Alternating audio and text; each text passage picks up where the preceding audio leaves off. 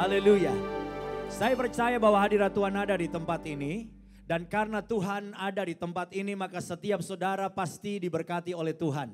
Saya percaya yang datang dengan susah akan pulang dengan sukacita. Yang datang putus asa akan pulang dengan pengharapan. Karena di dalam Tuhan selalu ada harapan. Di dalam Tuhan ada jalan keluar. Dalam Tuhan ada pertolongan, dan pertolongan Tuhan tidak pernah terlambat. Pertolongan Tuhan datang tepat pada waktunya. Yang percaya katakan amin. Dan kita berikan kemuliaan bagi Tuhan. Haleluya. Saya bersyukur pada pagi ini saya boleh berjumpa dengan saudara semua. Khususnya hari ini saya boleh menyampaikan kebenaran firman Tuhan. Dan seperti yang kita tahu bahwa sepanjang bulan Januari kita akan membahas tentang cinta, tentang kasih, all about love. Dan memang bulan Februari seringkali identik dengan bulan kasih sayang karena orang juga merayakan Valentine Day. Khususnya yang masih pacaran ada hadiah spesial buat pasangannya dan lain sebagainya. Dan pada bulan Februari ini kita juga ada sebuah gerakan yang namanya Journey of Love. Saya berharap saudara semua bisa ikut gerakan Journey of Love ini. Lewat renungan harian yang namanya Revive, gereja membuat ada 2 Revive khusus untuk bulan Februari. Revive renungan harian untuk yang sudah menikah, untuk couple. Dan ini renungan hariannya sangat bagus untuk dilakukan bersama-sama suami istri. Dan gereja juga mencetak Revive untuk single. Kalau single itu tujuannya supaya saudara yang belum menikah bisa mengerti arti cinta, mengerti bagaimana saudara memilih pasangan hidup yang tepat. Jadi saya mendorong saudara semua ikut Journey of Love. Dan di dalam core itu setiap core ada materi khusus.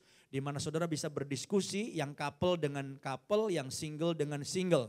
Dan saya percaya lewat gerakan Journey of Love ini setiap jemaat pasti diberkati Tuhan. Kalau saudara udah kehabisan Revive, saudara bisa pakai apa namanya tuh ya yang tinggal di download?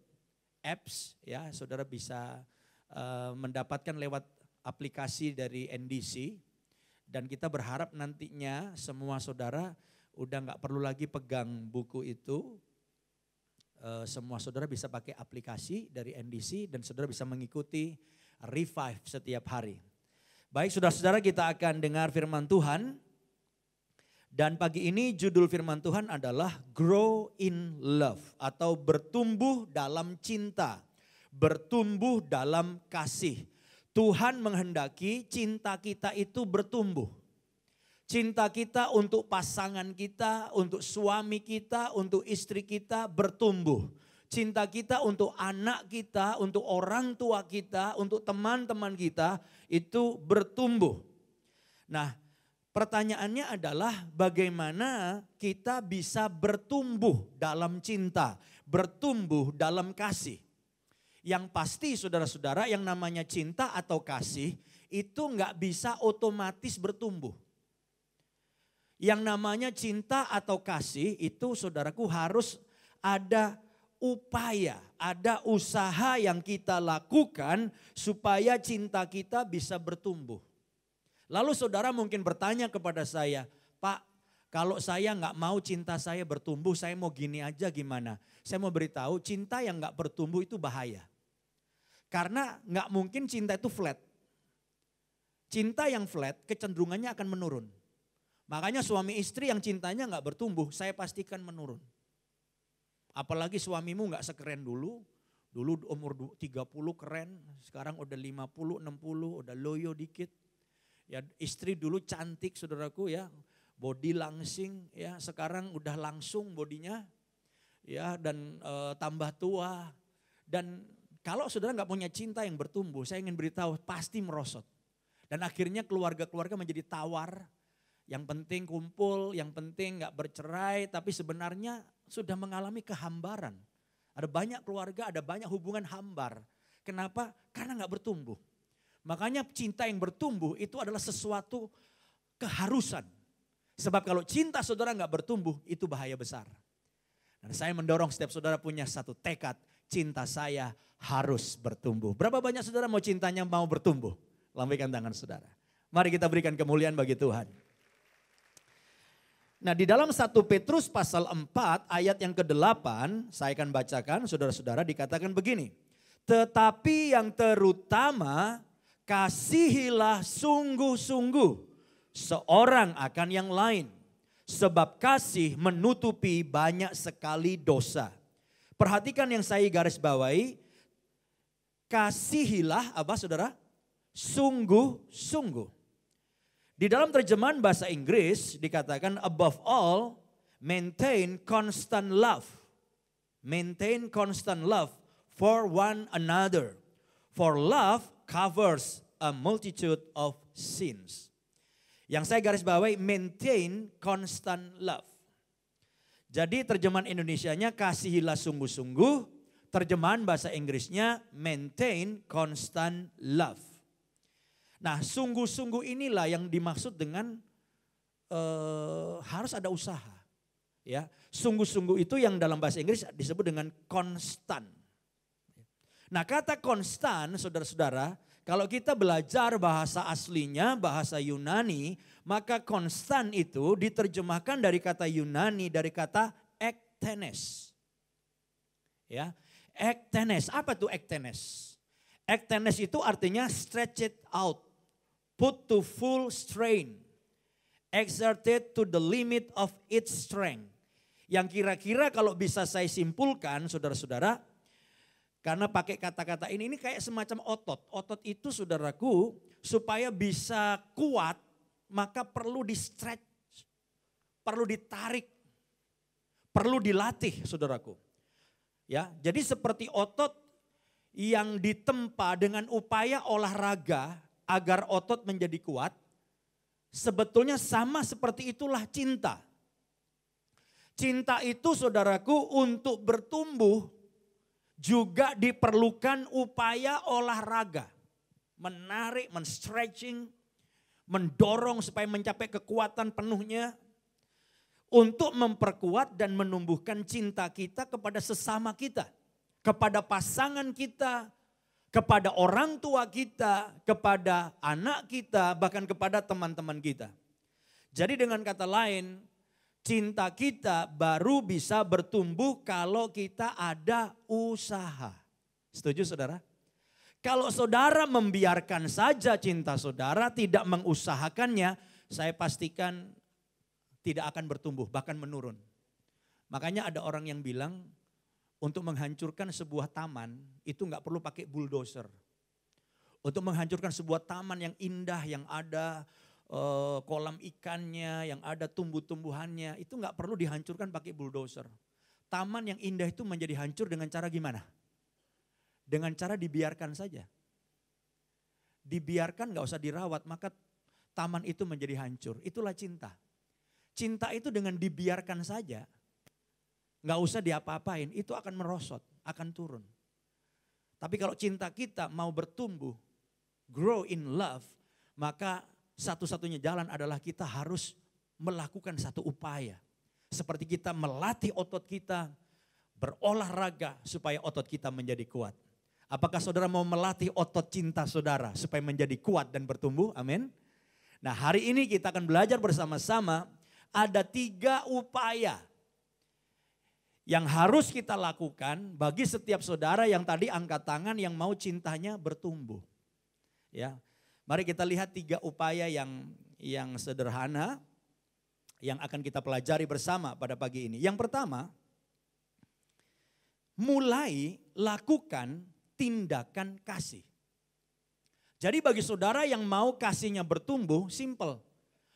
Mulai saja lakukan tindakan kasih. Jangan banyak teori. Teori-teori yang tinggi itu saudaraku, tanpa saudara mengambil keputusan untuk mulai melakukan tindakan kasih, maka kasih saudara walaupun teorinya banyak gak akan bertumbuh. Di dalam Efesus pasal 4 ayat 32 saya bacakan, tetapi hendaklah kamu ramah seorang terhadap yang lain, penuh kasih mesra dan saling mengampuni, sebagaimana Allah di dalam Kristus telah mengampuni kamu. Tidak ada teori yang panjang lebar. Alkitab langsung kepada tindakan. Kamu harus ramah satu dengan yang lain, penuh kasih satu dengan yang lain. Bahkan kita harus saling mengampuni. Jadi dengan kata lain, firman Tuhan itu dengan tegas langsung mengarah kepada sebuah langkah, sebuah tindakan kasih. Saudara mungkin berkata, Pak sulit Pak, susah. Saya akan jawab, mungkin awalnya memang sulit. Susah saudara-saudara. Tetapi langkah awal ini biasanya akan memotivasi kita untuk langkah selanjutnya. Jadi langkah pertama ini yang kita nggak boleh banyak teori. Langkah pertama saudara harus begitu pulang dari gereja ini, saudara kan punya tekad, saya mau grow in love. Terhadap pasangan saya misalnya, terhadap suami saya, terhadap istri saya. Langsung saudara melangkah, ambil tindakan, lakukan sesuatu. Nah tindakan pertama ini yang memang sulit. Tapi begitu saudara melakukan, saudara akan heran karena saudara mulai termotivasi. Karena dampaknya itu di luar perkiraan saudara. Awalnya saudara berpikir, ngapain saya udah bosen lah dengan istri saya, bosen dengan suami saya. Tapi begitu saudara melakukan sesuatu yang beda, pasanganmu kaget. Tiba-tiba ada reaksi. Tiba-tiba hatimu dipenuhi dengan sukacita. Ada kebahagiaan yang saudara nggak bisa beli. Ketika saudara melakukan tindakan kasih kepada pasangan saudara, kepada orang lain. Ada satu suasana yang luar biasa. Dan hati yang dipenuhi dengan sukacita. Jadi langkah pertama ini nggak banyak teori, mulailah memberi perhatian dan bantuan kepada pasangan kita. Kalau saudara biasanya cuek dengan istri di tengah kesibukannya. Misalnya karena pembantu mendadak sakit atau lagi lebaran gitu ya. Coba mulai lakukan sesuatu misalnya kalau ngepel ya.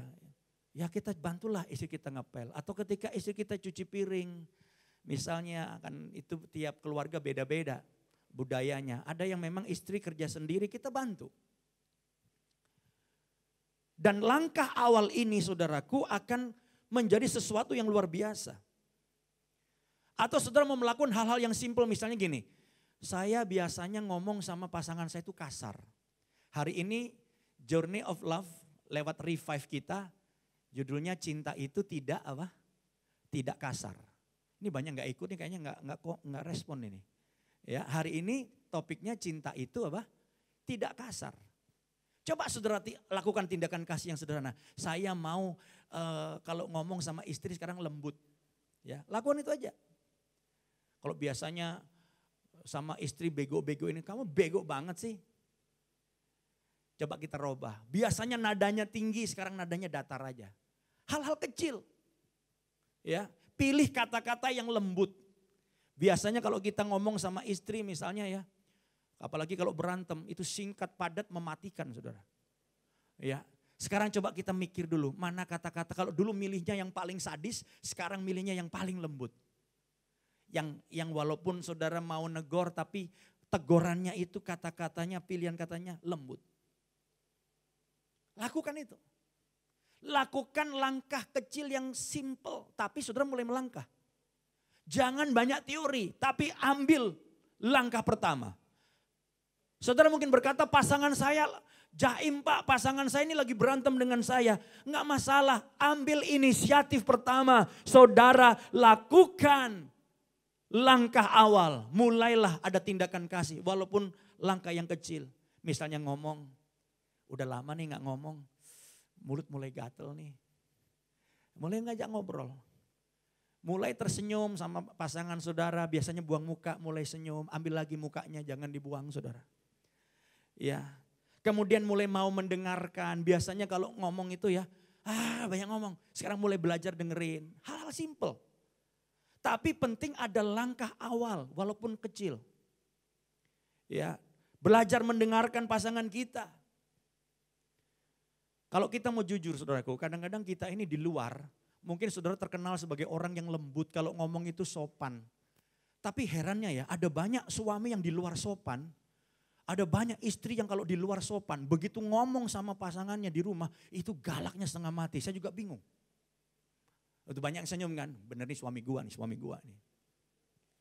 Suami kita itu begitu lembutnya di luar, tapi kalau pulang, waduh ngomongnya begitu kasar. Sekarang coba, Suami-suami mau nggak ambil tindakan kasih yang langkah kecil aja, mulai robah kata-katanya, nadanya, mulai lebih lembut, bantu dalam hal-hal kecil. Itu suami, istri juga gitu.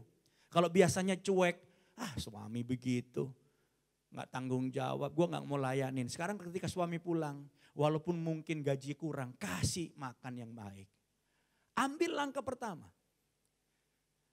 Tidak mudah, iya. Saya mau ngambil satu quotes dari renungan harian kita. Renungan harian kita namanya Revive. Ya, yang khusus, ini kalau nggak salah 2 hari yang lalu kalau nggak salah.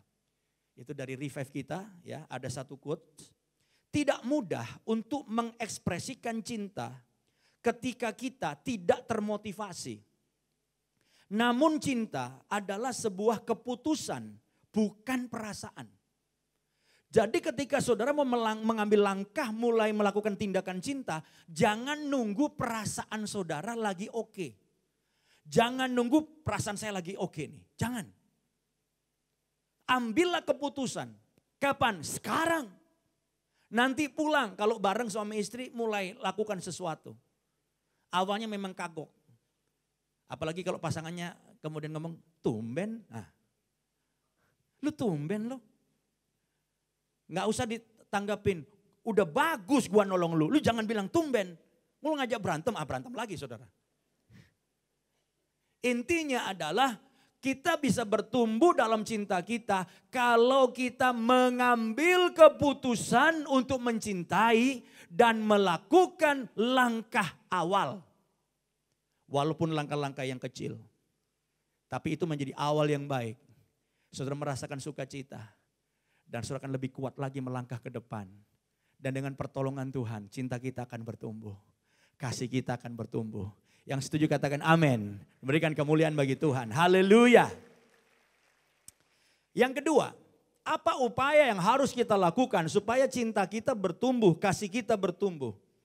Yang kedua adalah kita harus bertumbuh dalam pengetahuan dan pengertian.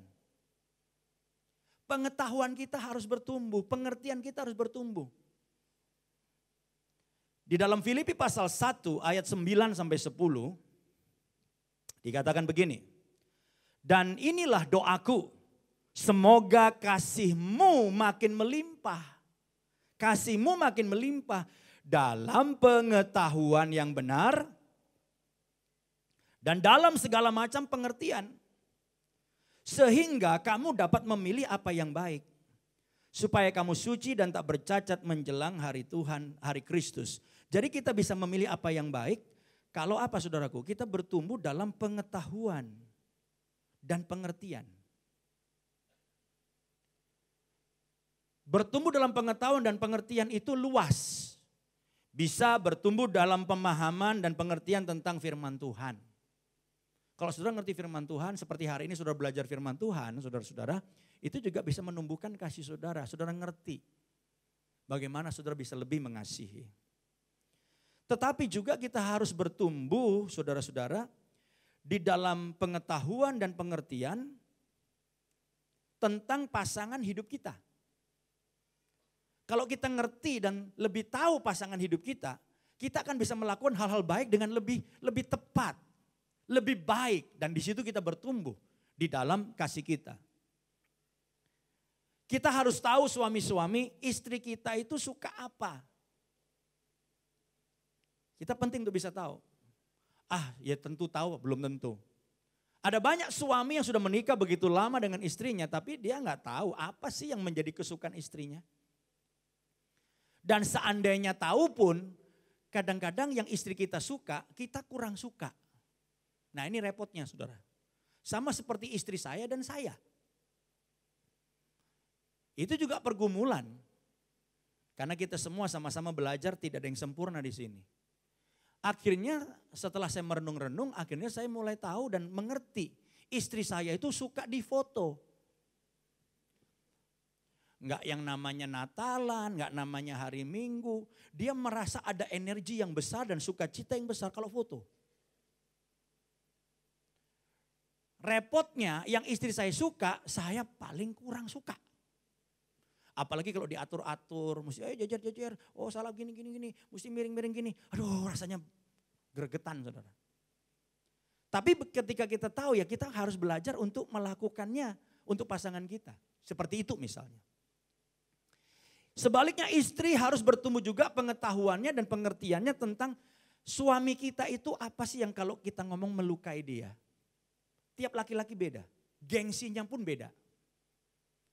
Ada kata-kata yang istri gak sadar itu melukai suami.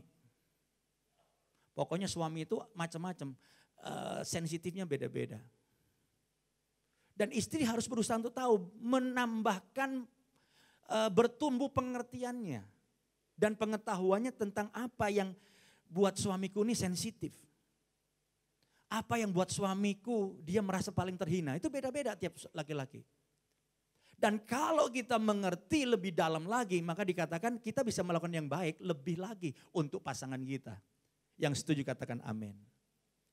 Suami juga perlu tahu apa yang membuat istrinya cemburu. Dan dia berkata, aku berusaha gak akan bikin dia cemburu. Bukan sebaliknya, oh cemburunya di situ. Gua sengajain, biar dia cemburu, biar dia kesel. Itu lain lagi. Itu tidak punya niat untuk bertumbuh dalam kasihnya. Ya. Jadi hal-hal seperti ini harus dikembangkan saudaraku. Memahami pasangan kita. Tapi rata-rata ini ya, kalau suami pengen tahu apa yang senang, yang disenangi istrinya, ya rata-rata wanita senang belanja, senang shopping gitu. Betul nggak? Betul ya? Kecuali yang kurang normal ya. Ya gimana, kadang-kadang ya harus ada pengorbanan saudara. Karena kita tahu pasangan kita suka. Dan istri juga melihat, oh suami saya ini dia paling suka kalau dipuji misalnya. Apa salahnya sih muji suami kita? Dan dia paling gak suka kalau disebutin hal-hal yang menyangkut kerjaannya dia atau karena gaji dia kurang. Ini membuat dia terhina. Hindari. Itu sensitif suami kita. Ada istri yang pernah mengeluh bilang gini, Pak saya itu paling kesel Pak kalau berantem. Suami saya selalu mengkait-kaitkan saya dengan papi saya dan mami saya. Dasar lu goblok, lu tuh goblok kayak papi lu. Lu goblok kayak mami lu. Coba mertua yang gak tahu apa-apa dilibatkan saudaraku. Dalam pertengkaran kita. Nah hal-hal yang seperti ini kita harus bertumbuh dalam pengertian dan pengetahuan kita. Apalagi yang harus kita bertumbuh dalam pengertian dan pengetahuan kita. Bertumbuh juga pengertian dan pemahaman kita tentang diri kita sendiri. Saudara mungkin berpikir kalau pengertian kepada pasangan masuk akal. Tapi kalau pengertian diri sendiri, apa iya kita gak mengerti diri sendiri? Saya mau beritahu pada saudara, banyak orang tidak bisa bertindak dengan benar dan seringkali terjebak dalam kesalahan yang berulang-ulang karena tidak memahami dan mengerti diri sendiri. Saudara harus tahu apa yang men-trigger saudara untuk marah. Supaya apa? Saudara gak marah-marah lagi. Saudara masih ngerti, oh ini sensitif buat saya, ini harus dihindari. Kita harus memahami diri kita. Kita harus terus belajar mengembangkan pengertian tentang diri kita sendiri. Apa yang mendrive saya untuk jadi gila, tanda kutip, untuk kadang-kadang 1-2 menit kita jadi gila. Kita mesti ngerti karena itu adalah menit-menit yang bahaya dan bisa melakukan tindakan-tindakan yang di luar nalar kita. Ketika kita di-trigger untuk jadi gila. Dan kita harus memahami area-area yang rawan dalam hidup kita. Supaya apa? Supaya kita belajar memanage diri kita. Dan kita bisa memperlakukan orang lain dengan lebih baik lagi. Dan disitulah cinta kita bertumbuh kepada orang lain. Kenapa? Karena kita bisa memanage diri kita dengan lebih baik. Ada satu video yang saya ingin putarkan. Video ini beberapa waktu yang lalu juga pernah saya putar saudara. Tapi dengan penekanan yang berbeda. Bagaimana kadang-kadang orang itu nggak bisa memahami ada sesuatu dalam dirinya. Ya, supaya nggak lama-lama kita saksikan saja, saudara. Ya, videonya saya persilakan untuk diputar. There's all this pressure, you know, and sometimes it feels like it's right up on me, and I can just feel it, like literally feel it in my head, and it's relentless, and I don't know if it's going to stop. I mean, that's the thing that scares me the most is that I don't know if it's ever going to stop. Yeah. Well, you do have a nail in your head. It is not about the nail. Are you sure? Because, I mean, I'll bet if we got that out of there. Stop trying to fix it. No, I'm not trying to fix it. I'm just pointing out that maybe the nail is causing. You always do this. You always try to fix things when what I really need is for you to just listen. See, I don't think that is what you need. I think what you need is to get the nail See, out. you're not even listening now. Okay, fine. I will listen. Fine. It's just, sometimes it's like there's this achy, I don't know what it is. And I'm not sleeping very well at all. And all my sweaters are snagged. I mean, all of them. That sounds really hard. It is. Thank you. Ow! Come on. If you would just. Don't. Iya.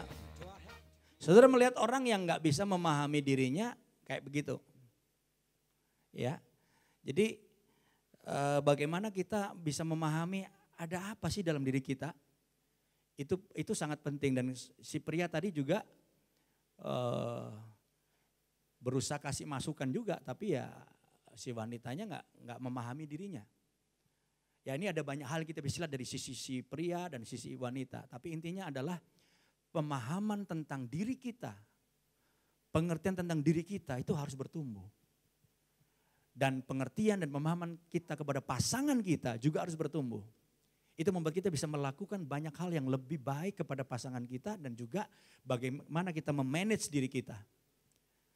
Dan saya percaya ketika kita bertumbuh dalam pengetahuan dan pengertian tentang pasangan kita, pengetahuan dan pengertian kita bertumbuh tentang diri kita, saya percaya kita bisa melakukan lebih banyak hal yang baik dan positif, dan cinta kita akan bertumbuh. Jadi berusaha untuk mengerti dirimu, mempelajari dirimu, dan berusaha untuk memahami pasangan saudara. Tiap pria, tiap suami sangat unik. Tiap wanita, tiap istri sangat berbeda. Dan adalah tugas kita untuk memahami pasangan kita dan melakukan yang terbaik untuk pasangan kita. Di situ kita akan bertumbuh dalam kasih kita. Yang setuju katakan amin. Kita berikan kemuliaan bagi Tuhan. Haleluya. Yang ketiga, yang terakhir, bagaimana upaya kita supaya kasih kita bertumbuh. Grow in love. Yang ketiga, kita harus fokus kepada kelebihan. Bukan kepada pelanggaran, kekurangan, dan kesalahan. Kita harus fokus kepada kelebihan dari pasangan kita. Kita harus fokus kepada kelebihan dari suami kita, kelebihan dari istri kita, kelebihan dari anak-anak kita, kelebihan dari orang tua kita dan teman kita. Dan jangan fokus kepada kesalahan pasangan kita, kekurangan dari pasangan kita. Karena kalau saudara fokus kepada kekurangannya, cinta saudara nggak akan bertumbuh, malah akan turun. Di dalam Amsal pasal 17 ayat yang ke-9, dikatakan begini, siapa menutupi pelanggaran, ini satu istilah ya, menutupi pelanggaran itu sama dengan mengejar kasih. Kalau orang menutupi pelanggaran itu sama dengan kasihnya akan growing, bertumbuh, mengejar kasih. Tetapi siapa membangkit-bangkit perkara, menceraikan sahabat yang karib. Sahabat pun akan kabur, sahabat pun akan berpisah dari kita, akan bercerai dari kita kalau kita membangkit-bangkit perkara. Apa yang dimaksud dengan membangkit-bangkit perkara? Membangkit-bangkit perkara itu adalah kita terfokus kepada pelanggaran teman kita, suami kita, istri kita. Kita terfokus kepada kekurangan dari pasangan kita atau teman kita.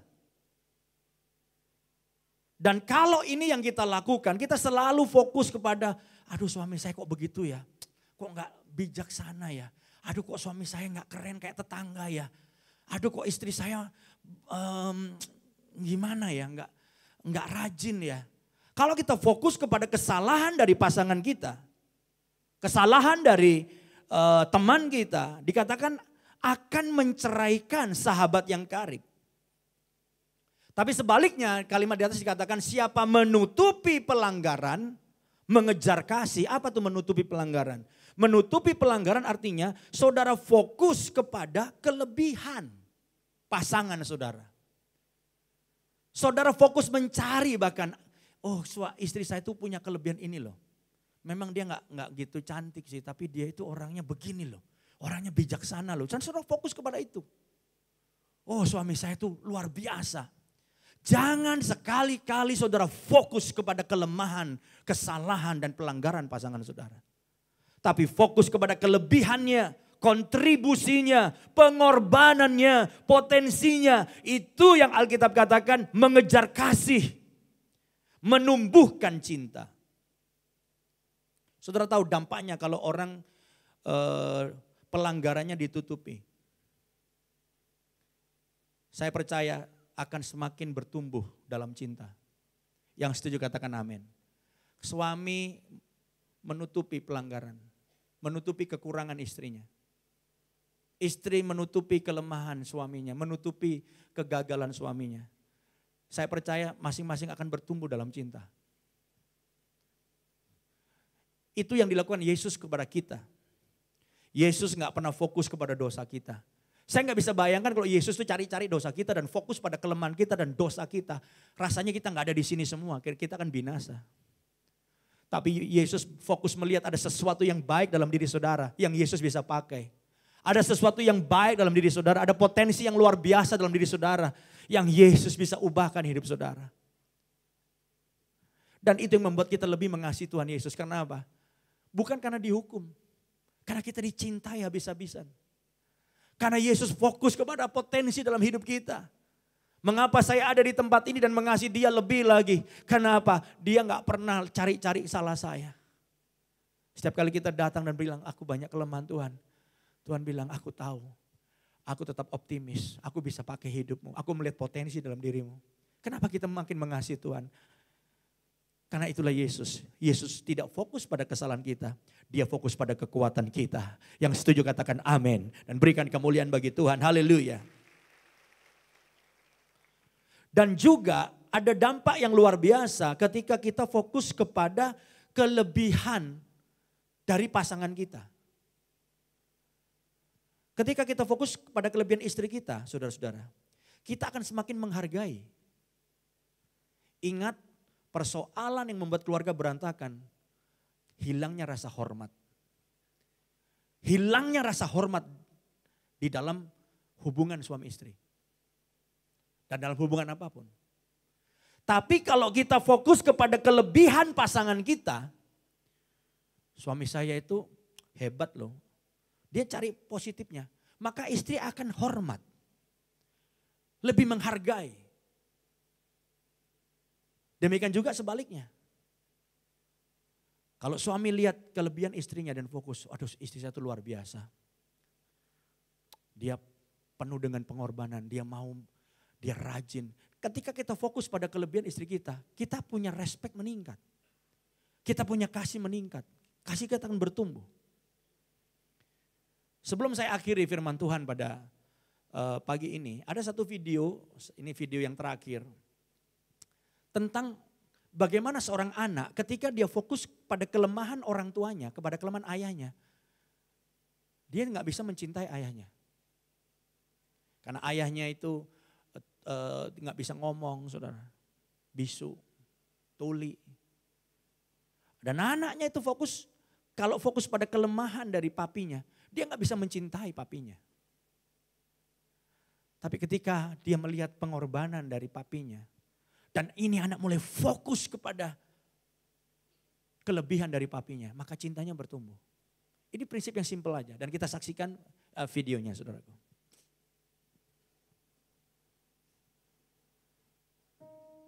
Hnu อยากได้พ่อที่ดีกว่านี้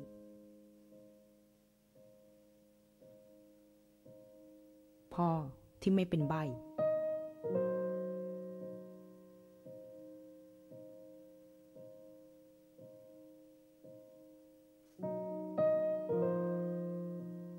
พ่อที่เหมือนคนอื่น พ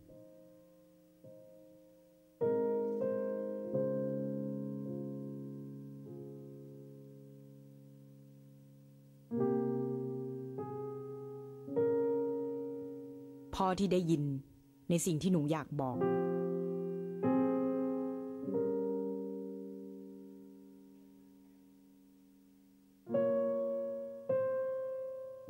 พ่อที่พูดได้แล้วก็เข้าใจหนูได้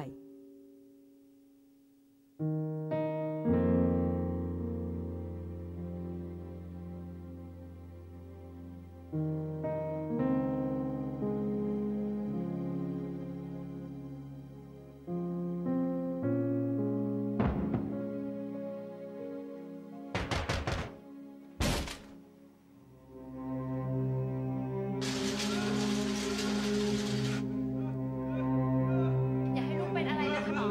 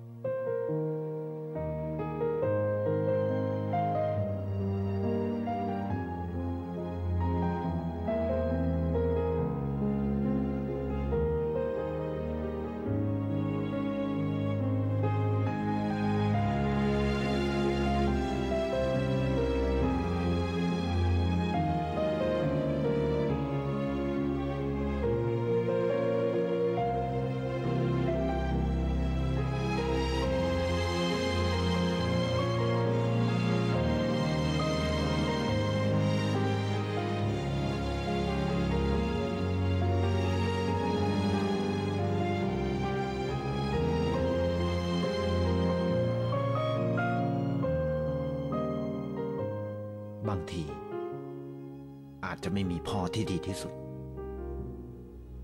แต่มีพ่อที่รักคุณมากที่สุด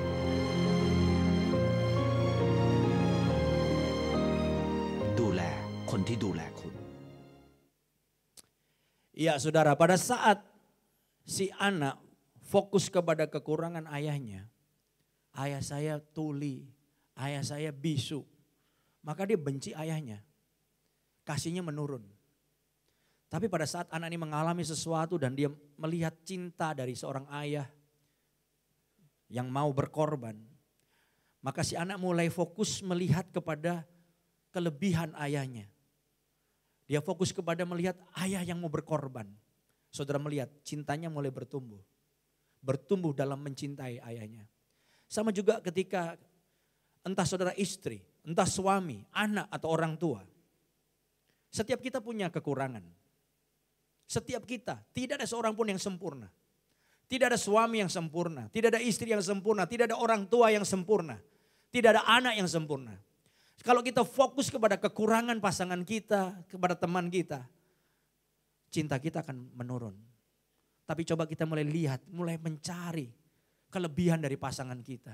Pengorbanan suami, pengorbanan istri, pengorbanan orang tua, pengorbanan dari anak. Maka saya percaya kita akan grow in love. Akan bertumbuh cinta kita kepada pasangan kita, kepada suami, kepada istri, kepada orang tua, kepada anak kita. Jadi hari ini saudara, kita belajar satu hal. Cinta gak bisa otomatis bertumbuh. Kita harus mengupayakannya. Fokus kepada kelebihannya. Fokus kepada pengorbanan. Fokus pada kontribusi yang diberikan oleh pasangan kita, oleh orang tua kita, oleh anak kita. Tidak ada seorang pun yang sempurna. Tapi ini kuncinya kalau kita mau bertumbuh dalam kasih kita. Pemain musik bisa siapkan diri. Saya berharap bahwa dalam keluarga kita, kita semua bertumbuh dalam kasih kita satu dengan yang lain. Yang setuju katakan amin. Kita berikan kemuliaan bagi Tuhan. Haleluya. Mungkin pagi ini ada orang-orang di tempat ini yang mengalami satu masalah dalam hubungan dengan suami istri. Dengan ayahnya, rasanya gak mungkin dipulihkan. Tapi lagu tadi bilang, yang tak mungkin bagiku itu mungkin bagi Tuhan. Saya berdoa setiap keluarga dipulihkan dan bagi Tuhan tidak ada yang mustahil. Mari kita bangkit berdiri bersama-sama. Yang tak mungkin bagiku, semua mungkin bagimu.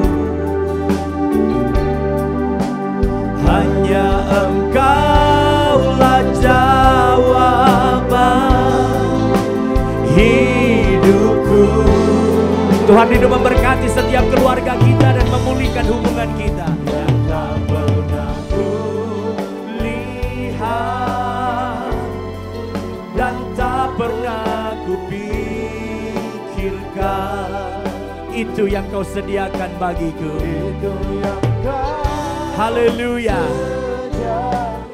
Mari sekali lagi dengan iman kita mengangkat tangan, biar setiap keluarga diberkati, setiap hubungan dipulihkan. Bagiku semua mungkin bagimu, hanya Engkaulah jawaban hidupku. Haleluya. Hidupku, haleluya, yang tak pernah ku lihat dan tak pernah ku pikirkan, itu yang kau sediakan bagiku. Itu yang kau sediakan bagiku. Bapakku berdoa untuk setiap keluarga di tempat ini. Berkatilah setiap keluarga di tempat ini. Berkatilah hubungan suami istri. Biar kasih kami bertumbuh satu dengan yang lain. Berkatilah hubungan orang tua, ayah dan anak. Ayah, ibu dan anak-anak mereka. Anak-anak dengan orang tua mereka. Berkatilah hubungan kami dengan keluarga besar kami. Dengan teman-teman kami. Dan biar kasih kami bertumbuh ya Tuhan. Siapa yang rindu kasihnya bertumbuh, angkat tangan saudara. Amen. Oh, aku berdoa Tuhan, berkatilah setiap keluarga. Berkatilah setiap suami, setiap istri, setiap anak-anak, setiap orang tua yang mengangkat tangannya. Dan kami berdoa ya Tuhan, biar kasih kami bertumbuh. Kami mulai melangkah pulang dari tempat ini. Kami tidak mengikuti apakah perasaan kami siap. Tapi cinta adalah sebuah keputusan. Kami memutuskan untuk melakukan satu langkah.